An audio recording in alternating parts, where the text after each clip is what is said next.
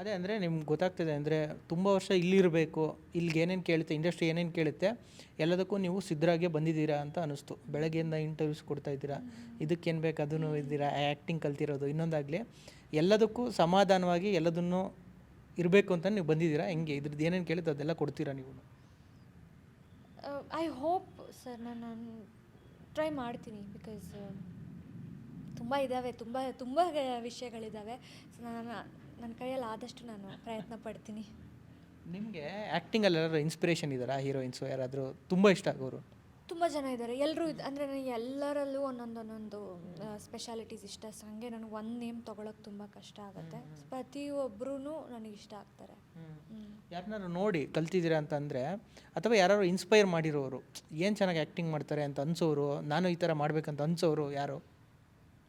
ತುಂಬ ಜನ ಸರ್. ಎಷ್ಟು ಸರ್, ಯಾವ ಲ್ಯಾಂಗ್ವೇಜಲ್ಲಿ ನೋಡಿದ್ರು ಎಷ್ಟೊಂದು ಎಕ್ಸಾಂಪಲ್ ಸಿಗುತ್ತೆ. ಒಬ್ಬರ ಹೆಸರು ತೊಗೊಂಡ್ಬಿಟ್ರೆ ಅದು ತಪ್ಪು ಅನಿಸುತ್ತೆ ನನಗೆ. ಯಾಕೆಂದರೆ ನನಗೆ ನಾವೆಲ್ಲ ಜಾಸ್ತಿ ಸಿನಿಮಾಗಳು ನೋಡ್ತಾ ಇರ್ತೀವಲ್ಲ, ಇವ್ರು ಹಂಗೆ ಮಾಡಿದ್ದಾರೆ, ಅವ್ರು ಹಿಂಗೆ ಮಾಡಿದ್ದಾರೆ, ತುಂಬ ಖುಷಿ ಆಗುತ್ತೆ ಸರ್. ಯಪ್ಪ, ಎಲ್ಲರ ಹತ್ರ ಒಂದೊಂದು ತಗೊಳ್ಳೋದಿದೆ.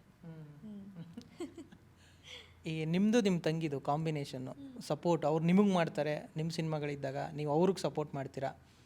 ಹೆಂಗೆ ಎಷ್ಟು ಅಕ್ಕ ತಂಗಿದು ಬಾಂಡಿಂಗ್ ಇದೆ ಅಂತ? ಒಂಥರ ಹಳೆ ಶ್ರುತಿಯವ್ರ ಸಿನಿಮಾ ನೋಡ್ದಂಗೆ ಆಗುತ್ತೆ ಅಕ್ಕ ತಂಗಿ ಕಾಂಬಿನೇಷನ್.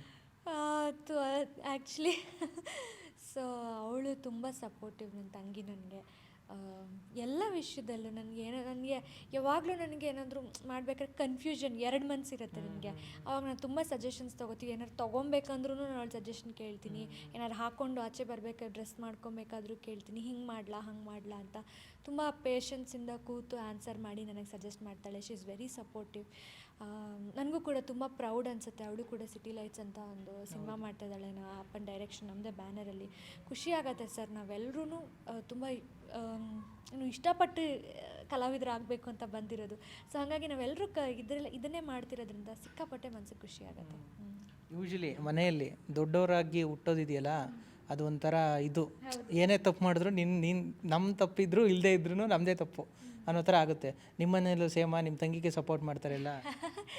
ಇಲ್ಲ, ಬಟ್ ಅದಕ್ಕೆ ಎಲ್ಲ ದೊಡ್ಡ ಮಕ್ಕಳಿಂದನೇ ಲೈಕ್ ಆಗತ್ತೆ ಅಂತ ಅಂತಾರಲ್ಲ. ಸೊ ಹೌದು, ನಾವೆಲ್ಲ ಮಾಡಿಸ್ಕೊಂಡು ಚಿಕ್ಕ ಮಕ್ಳಿಗೆ ಈಸಿ ಮಾಡ್ಕೊಡ್ತೀವಿ.